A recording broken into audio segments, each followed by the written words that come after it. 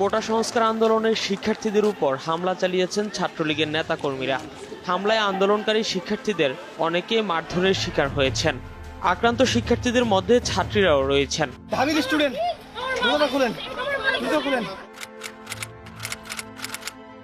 যদি আমি জুলাই 24টা একটু রিকল করার চেষ্টা করি, 17 তারিখ সকালে হচ্ছে আমরা মানে ডিউর স্টুডেন্টরা বিশেষ করে হল থেকে বের হয়ে ভিসি চত্বর গেছিলাম ভিসির পদত্যাগ বা হচ্ছে কোটার আন্দোলনটাকে ব্যাপকভাবে ছড়ানোর জন্য।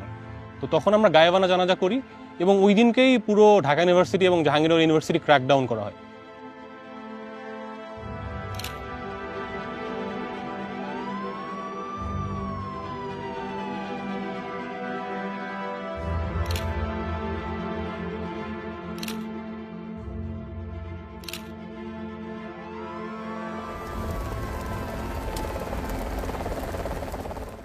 হয়তো এটাই শেষ, মানে কোনো মোমেন্টাম পাচ্ছি না, মানে সবকিছু কেমন নির্জীব লাগছে, কিছু হচ্ছে না, কি হচ্ছে বুঝতে পারছি না। মানে এই আন্দোলনটাও হয়তো নিরাপদ সড়ক আন্দোলনের মতো এইভাবেই থামিয়ে দেওয়া হবে। তো 18 তারিখ সকালবেলা উঠে আমি ফেসবুকে ঢুকে দেখি যে all ice on BRAC university, all ice on Uttara. So পুরো ঢাকা শহর তখন প্রাইভেট ইউনিভার্সিটির ছেলে মেয়ে দখলে ছিল। 18 জুলাইতে যদি বেসরকারি স্টুডেন্টরা না নামতো আসলে কি হতো? আসলে এটা একটা ফ্যাক্ট। বেসরকারি বিশ্ববিদ্যালয় যদি না নামতো এই 5ই আগস্ট হতো না এবং স্বৈরাচার শেখ হাসিনার কোনো অবস্থাতেই সেটার পরিবর্তন হতো না এবং এই রেজিমে আগের রেজিমে থেকে যেত।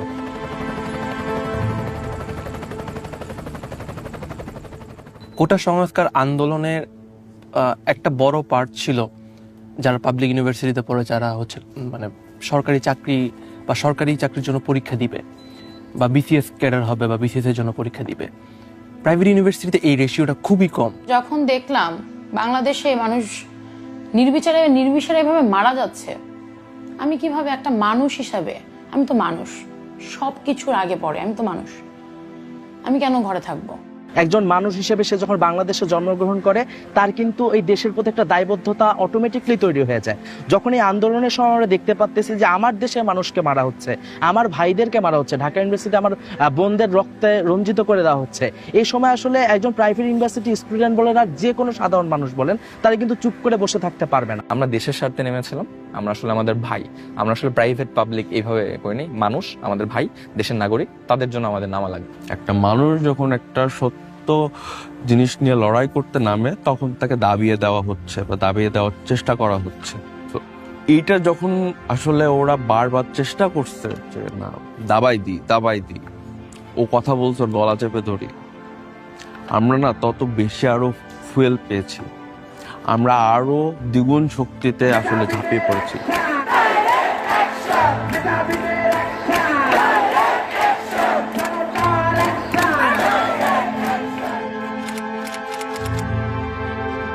রামপুর ব্রিজেই দেখলাম যে সবকিছু বন্ধ, বাস এগুলো কোনো কিছু চলছে না। আমি হেঁটে হেঁটে ব্র্যাক পর্যন্ত যেতেই জাস্ট অনেকগুলো স্টুডেন্ট জড়ো হয়ে আছে। আমি দাঁড়ানোর সাথে সাথে পর মনে হয় 4টা টিয়ার শেল, চারদিকে একদম থমথমে, এবং সাথে সাথে লাঠিচার্জ শুরু হয়। সামনের দিকে যারা বসেছিল সবাইকে লাঠিচার্জ করে ছত্রভঙ্গ করে দেওয়া হয়।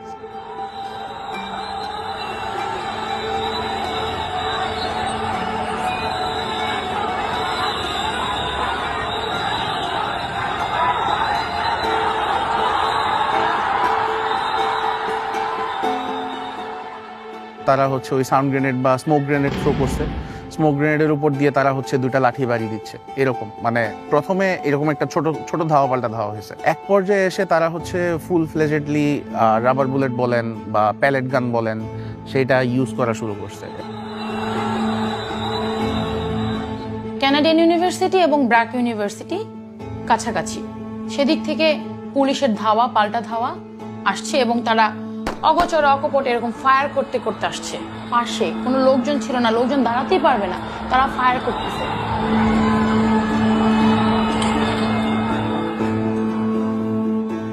পুলিশ কি করলো, এই সাইডটা থেকে আমাদের এই যে গ্লাস ছিল আরো আমাদের এই পাশের কিছু রুম, এগুলো সবকিছু ভেঙে, কারণ এটা আটকানো ছিল, ওনারা ভেঙে এখান থেকে আমাদের এখানে সিঁড়ি আছে, এই সিঁড়ি থেকে ওনারা রুপে চলে যায়।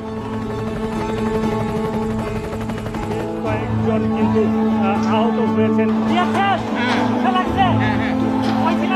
আমি এখানে সামনে ছিলাম, গুলি কান্নাকাটি করতেছে, দৌড়াদৌড়ি করতেছে, কে কোথায় যাবে, কারণ কারো কোনো প্রস্তুতি নাই।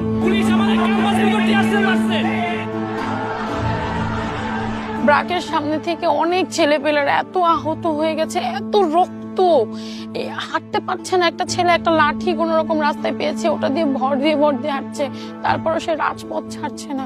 এটা যে কি আবেগ, কি অনুভূতি আমরা তখন ফিল করতে পেরেছি। এটা আমাদের বাংলাদেশ, কারণ বাংলাদেশটা যে এরকম একটা নির্মমতার শিকার হবে এটা 18 জুলাই না আসলে আসলে কেউ কখনো উপলব্ধি করতে পারতো না।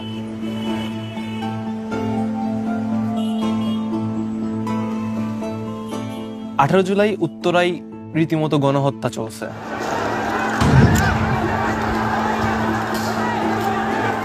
এটা ছিল আমার লাইফের সবচেয়ে ট্রমাটিক ডে, এবং আমি মৃত্যুর সামনে থেকে ফিরে আসছি বলা যায়।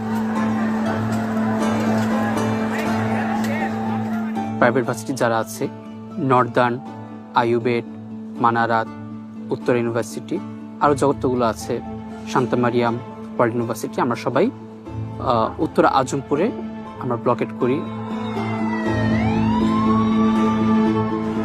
এই জায়গাটাই 18 তারিখের এমন যুদ্ধাবস্থা তৈরি হয়েছিল। এই পেট্রোল পাম্প যেটা আমরা এখানে পিছনে উত্তর আজমপুর যে পেট্রোল পাম্প, এই পেট্রোল পাম্পের সামনে কিছু টিন ছিল, তো ছেলেপেলে সেই টিনগুলো খুলে শিল্ড হিসেবে ইউজ করতেছিল রাবার বুলেটের এগেইনস্টে। আমরা লাল লাল ব্যারিকেডগুলো নিয়ে সামনে আগাই, আমরা টিন ভাঙি, একজন টিন ধরে থাকে, তার পিছন থেকে আরো কয়েকজন ইট মারতে মারতে আগাচ্ছি। আমাদেরকে দেখে চারপাশ থেকে আমাদের ভাইরা আসছিল, সেই মুহূর্তে পুলিশ আমাকে ফোকাস করে গুলি করে।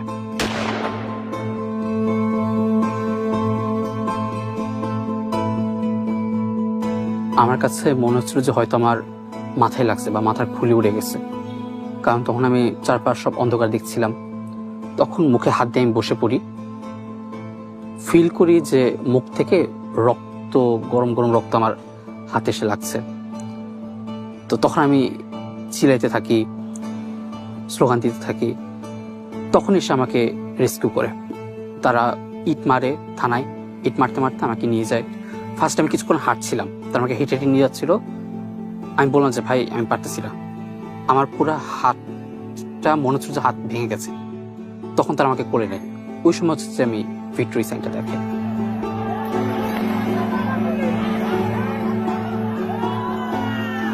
মেডিকেল সেন্টারে যখন হচ্ছে হামলা বেশ মাঝামাঝি পর্যায়ে বারবার আমাদের আক্রমণ করা হচ্ছে, বারবার স্টুডেন্টরা মেডিকেল সেন্টারে এসে ফার্স্ট এইড নিয়ে আবার রাস্তায় নেমে যাচ্ছে।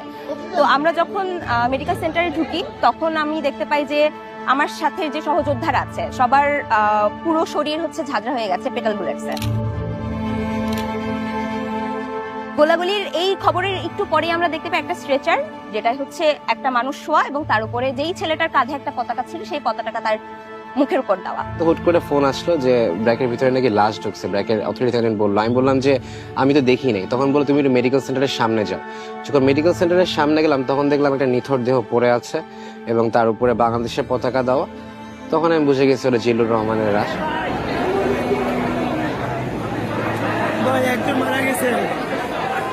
সবাই কান্নাকাটি ওই মুহূর্তটাতে, মানে সবার তো একেবারে সমবয়সী ছেলে মেয়ে ওইখানে।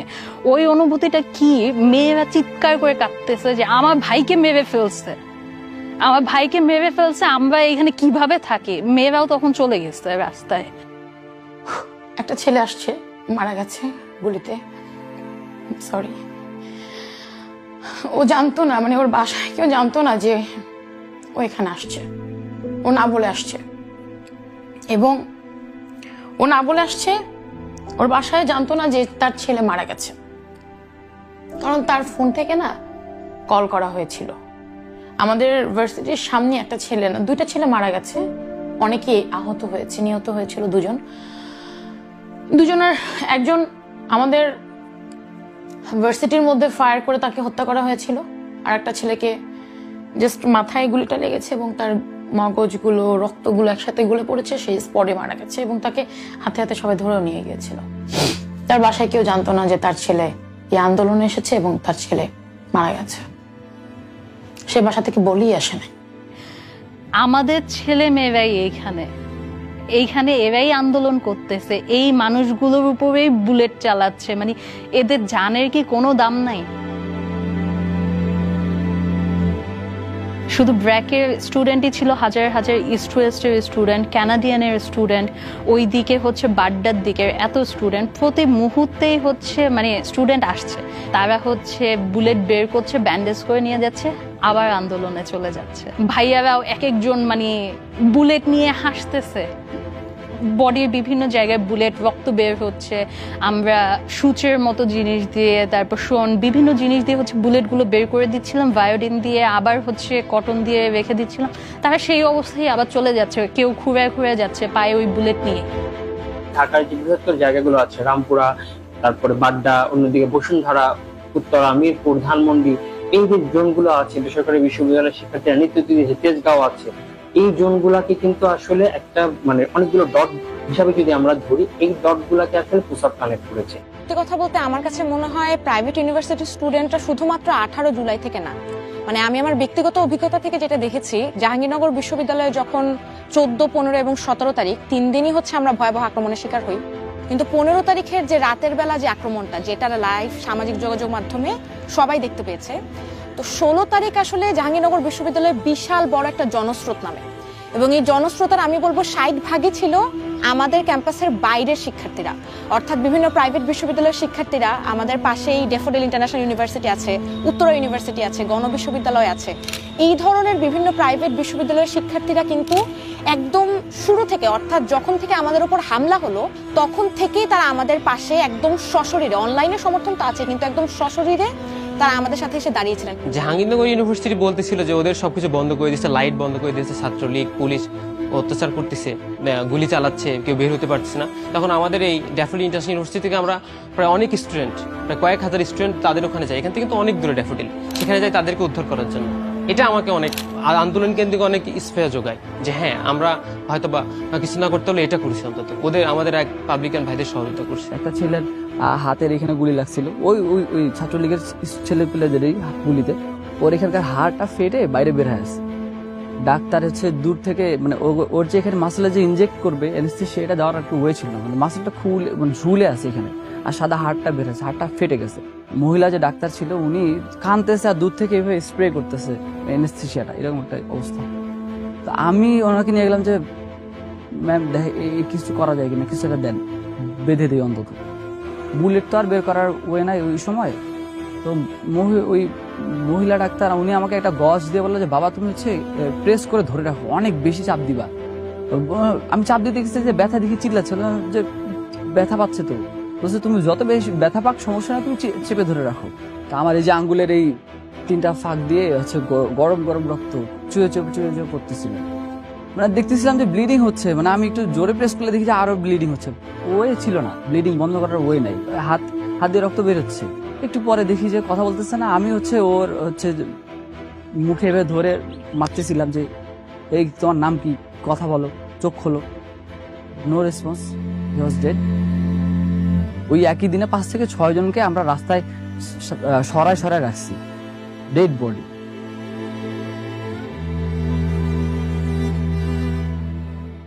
আমরা যখন 18 তারিখ আন্দোলন শেষ করে বাসায় ফিরি, বাসায় গিয়ে দেখি যে মানে পুরোপুরি ইন্টারনেট শাটডাউন হয়ে যাচ্ছে ধীরে ধীরে। তখন হচ্ছে মোবাইল কানেকশনও মানে ডাটা কানেকশনও চলে যাচ্ছে, এবং বাসায় যে ওয়াইফাই লাইন ছিল সেটাও চলে যাচ্ছে। একটা বড় ব্যাপার হচ্ছে আপনি দেখবেন কিনা প্রাইভেট ইউনিভার্সিটির ছেলেরা কখনোই মানে কি বলবো যে ডিসকানেক্টেড ছিল না। এটা রিজন হচ্ছে যখন অনলাইন বন্ধ তখন আমরা কয়েকটা আইপি অ্যাড্রেস পাইতাম আমাদের এখানে, যে এই আইপি অ্যাড্রেসে ঢুকেন আমরা সবগুলো ফুটেজ দেখতে পাই কে কোন, এবং আমরা চ্যাট করতাম আইপিতে, কারণ তখন জাস্ট ওয়াইফাইটা মানে বন্ধ ছিল। বাট এই যে আইপি যেরকম আমরা যেরকম এফটিপি সার্ভার গুলো ইউজ করি, এরকম সার্ভার ইউজ করতাম। আমরা কন্টিনিউয়াস মানুষকে ফোন দিতাম দেশে, এবং সেখান থেকে আমরা বিভিন্ন অ্যাপস এর মাধ্যমে স্কাইপ, ইওলা এই টাইপের অ্যাপসগুলোর মাধ্যমে আমরা ফোন দিতাম, এবং হচ্ছে নর্মাল নেটওয়ার্কে ফোন দিতাম, ইন্টারনেট যেহেতু ছিল না। সেখান থেকে ইনফরমেশন যা পেতাম সাথে সাথে আমরা এটার আপডেটটা দিতাম। এভারকেয়ার হসপিটালে আমি যখন যেতাম ওইখানে অনেকে দেখা যেত যে বিভিন্ন সময় আমি যারা আহত ছিল তাদেরকে নিয়ে যখন যেতাম, দেশের বাইরে থেকে তাদের আত্মীয় স্বজনকে দেখতে আসতো। এদের সাথে একটু সম্পর্ক স্থাপন করে এদের কাছে একটা পেন ড্রাইভ দিয়ে আমি আমার যত ভিডিও করা ছিল সবগুলো আমি দিয়ে দিতাম। এই কাজটা আমি করতাম সবসময়। আমি 5 জনকে ফোন দিচ্ছি এবং এই 5 জনকে ব্রিফ করছি যে আপনি আরো 5 জনকে ব্রিফ করবেন। মানে এইভাবে আসলে একটা ইন্টার কানেকশনের মাধ্যমে আমরা সবগুলো ডিপার্টমেন্ট সবগুলো যারা আছে আর কি সবাইকে কানেক্ট করেছিলাম। তো এরপরে আমরা হচ্ছে মানে ট্রাই করতেছি বিভিন্ন ইউনিভার্সিটির গ্রুপগুলোতে খুঁজতেছি যে এই গ্রুপগুলোতে কারা বেশি পোস্ট দিচ্ছে, এদের সাথে যদি আমরা কানেক্ট করতে পারি তাহলে হচ্ছে ওই ইউনিভার্সিটিটাকে আমাদের সাথে পাবো। এবং গ্রুপগুলোর মজা হচ্ছে কিছু সাংকেতিক নাম দিতাম, যে খেলার মাঠ, ময়দান, এই টাইপের লেখা দিতাম, যাতে করে আমরা জানতাম পুলিশ তখন চেক করতে পারে এবং চেক করে যাতে কোনো কিছু না পায় ওরকম ভাবে। সো ওই গ্রুপগুলোর মাধ্যমে সবসময় তথ্য জানিয়ে দিতাম। সো এটা কিন্তু অনেক বড় জিনিস, গোটা ওয়ার্ল্ডে আমি জানি না, বাট এই যে জুলাই অভ্যুত্থানে প্রাইভেটের যদি কোনো স্টেক দেওয়া লাগে এই জায়গাটাতে এইটা এইভাবে তুলে আনা লাগবে যে আইপি অ্যাড্রেসের মাধ্যমে সব বন্ধ, বাট আমরা কমিউনিকেটেড আছি, আমরা জানি যে নাহিদ কি বলছে, আমরা জানি যে আসিফ কি বলছে, ওরা আসলে কোথায় আছে বা আমাদের কি স্টেপ নেওয়া লাগবে। কমিউনিকেটেড কিন্তু আমরা সবসময়ের জন্য রয়ে গেছি।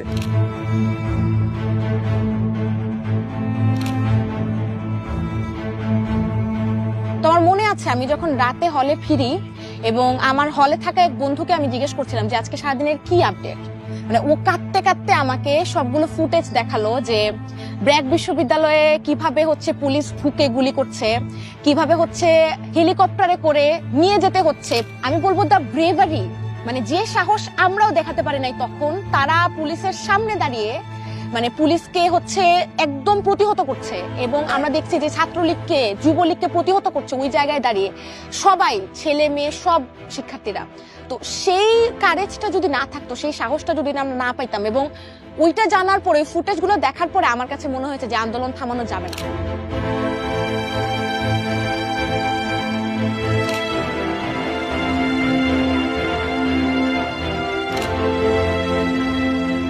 আপনি যদি বলেন আমার তো কোনো স্বার্থ ছিল না, আমাকে কেউ টাকা পয়সা দেয়নি, আমি অট্টালিকা করব না, আমার বাবা মা আমাকে পড়িয়েছে তাদের কষ্ট অর্জিত টাকা দিয়ে, আমি খেয়েছি, পড়েছি, ঘুমাইছি, আড্ডা দিয়েছি, এর বাহিরে তো আমার আর কোনো কাজ ছিল না। পুরোটাই হচ্ছে একদম গ্রাসরুট লেভেলের আন্দোলন, সবাই নিজের জায়গা থেকে নিজের তাগিদে নিয়ে এসেছে, কোনো ব্যক্তির ডাকে বা কোনো নেতার ডাকে বা কারো ব্যক্তির স্বার্থ এখানে আসলে ছিল না যখন আমরা আন্দোলনে নেমেছি। ইন্ডিভিজুয়ালি প্রত্যেকটা মানুষ, প্রত্যেকটা বিশ্ববিদ্যালয়ের শিক্ষার্থী, প্রত্যেকটা শিক্ষক এবং দেশের সাধারণ প্রত্যেকটা মানুষ আসলে অনুভব করেছে যে না আসলে যে বিগত 15 বছর ধরে স্বৈরাচারের দমন পীড়নের ভিতরে আমরা আসলে সময় অতিবাহিত করেছি, আমাদের আসলে একটা শক্ত জবাব দেওয়ার সময় এসেছে। তো এই অনুধাবনটাই আসলে আমাদেরকে এই আন্দোলনে নিজেদেরকে সম্পৃক্ত করার ব্যাপারে মোটিভেট করেছে। যখন আমরা জানি আমরা সবাই ফুল ফোর্সে নেমে আসলে আমরা একটা সাকসেস পাবো, সেই জন্যই লাস্ট সুযোগটা ছিল প্রাইভেট স্টুডেন্টদের জন্য। আমরা প্রাইভেট স্টুডেন্টরা শেষ সময় পর্যন্ত নামি এবং আলহামদুলিল্লাহ আমরা আসলে 5ই আগস্টের সেই বিজয়টা, কাঙ্ক্ষিত বিজয়টা আসলে অর্জন করি। পুরো জুলাই মুভমেন্টে আমি দেখেছি যে আমাদের ভার্সিটির মেয়েদের উপস্থিতি খুবই লক্ষণীয় পর্যায়ে ছিল, যে ওভাবে আলাদা করা যাচ্ছিল না যে ছেলে বেশি বা মেয়ে বেশি, খুবই সমান তালে তারা এসেছিল। একটা জিনিস থাকে যে এইসব মারামারি কাটাকাটির ভিতরে সাধারণত ছেলেরা যাবে, মেয়েরা এইসব জায়গায় কেন যাবে, এই ব্যারিয়ার গুলো কাটিয়ে উঠেও অনেকে বাসায় অনেক ঝামেলা করেও এই আন্দোলনে এসেছে। One of the main masses of the people who delivered July or August, the private university students, শুধু প্রাইভেট ইউনিভার্সিটি স্টুডেন্ট না, ওয়ার্কিং ক্লাস মানুষ, মাদ্রাসা স্টুডেন্ট, তাদের কিন্তু ওইভাবে স্টেক হওয়ার কোনো চ্যানেল নাই। প্রাইভেটের স্টুডেন্টরা, স্পেসিফিক্যালি প্রাইভেটের স্টুডেন্টরাও যাতে দেশ গঠনে একদম প্রত্যক্ষভাবে ভূমিকা রাখতে পারে এরকম কোনো ধরনের একটা এক্সেস তৈরি করে না। সেটা রাজনীতিতেও হতে পারে, সেটা আসলে পাবলিক সেক্টরগুলোতেও হতে পারে, প্রাইভেট সেক্টরগুলোতেও হতে পারে। প্রাইভেট হোক, একজন বিহারি হোক বা একজন মাদ্রাসার শিক্ষার্থী হোক, পাবলিকের হোক, একজন রিক্সাওয়ালা হোক, যেই হোক, এই আন্দোলনে যেই আহত হয়েছে, যেই শহীদ হয়েছে, তাদের সকলকে প্রপার মর্যাদা দেওয়া উচিত। পরবর্তীতে যদি যে কোনো গভর্নমেন্ট, যে গভর্নমেন্টে আসুক না কেন, যারা হচ্ছে জনগণের ম্যান্ডেট নিয়ে নির্বাচিত সরকার হবে, তারা যেন কখনো জনগণের গায়ে যেন হাত না তুলে। ঢাকা শহরের প্রত্যেকটা দেয়ালে যে গ্রাফিতি হয়েছে সেখানেই সবাই বলে দিছে যে তারা আসলে কেমন দেশ চায়, যেখানে বৈষম্য থাকবে না, যেখানে হচ্ছে আমরা যেই মনে করেন সিস্টেম্যাটিক অপারেশন দেখে আসছি সেটা থাকবে না। নতুন বাংলাদেশকে তারা যাতে মানে স্বাগত জানাইতে পারে, ওই বাংলাদেশ যাতে আসে, ওই সিওরিটিটা যদি আমি কখনো পাই, আজকে একবার না, যদি 10 বার জুলাই আসে আমি 10 বার জুলাই সামনে পাই। আমাদের যারাই মাঠে ছিল সবারই ভাষ্য ছিল যে যত কিছুই হোক আমরা মাঠ ছাড়বো, এবং যারাই আহত হয়েছে, যারাই গুলি খাইছে, ভাই আমি মরে গেলে মরে যাই, কিন্তু আপনারা এই খুনি হাসিনার পতন করে তারপরে মাঠ ছেড়ে যাবেন। আম্মুকে ভালো করে না বলে আমি চলে আসছি। জাস্ট আসার সময় আমার ছোট বোনকে বলে আসছি যে আম্মুকে দেখে রাখিস, আর আমার যদি লাশ আসে এই লাশ আমাকে পতন না হওয়া পর্যন্ত এই লাশ যেন দাফন না করে।